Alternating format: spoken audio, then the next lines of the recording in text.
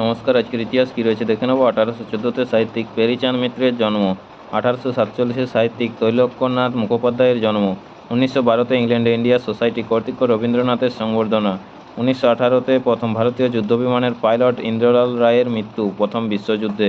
1922-এ বিশিষ্ট লোকগীতি গায়ক নির্মলেন্দু চৌধুরীর জন্ম। 1923-এ অভিনেত্রী সুমিত্রা দেবীর জন্ম, যিনি অভিনয় দিয়ে বাংলা আর হিন্দি উভয় চলচ্চিত্রকেই সমৃদ্ধ করেছেন। 1923-এ সঙ্গীতশিল্পী মুকেশের জন্ম। 1946-এ ব্রিটেনে পাউরুটির রেশন চালু। 1947-এ ভারতের গণপরিষদে তেরঙ্গা ভারতের জাতীয় পতাকা বা রাষ্ট্রীয় ধ্বজা হিসেবে গৃহীত হয়। 1948-এ চিত্রশিল্পী হেমেন্দ্র মজুমদারের মৃত্যু। 1970-এ রাজনীতিবিদ দেবেন্দ্র ফড়নবিসের জন্ম।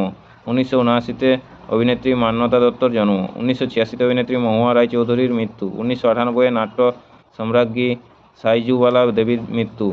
নমস্কার। আজকের ইতিহাস এই পর্যন্তই। পরের ইতিহাস টিভিতে চ্যানেলটিতে সাবস্ক্রাইব করে পাশে থাকা বেল আইকনটি অল করে রাখুন। সবাই ভালো থাকুন, সুস্থ থাকুন। দেখা হচ্ছে পরের ভিডিওতে।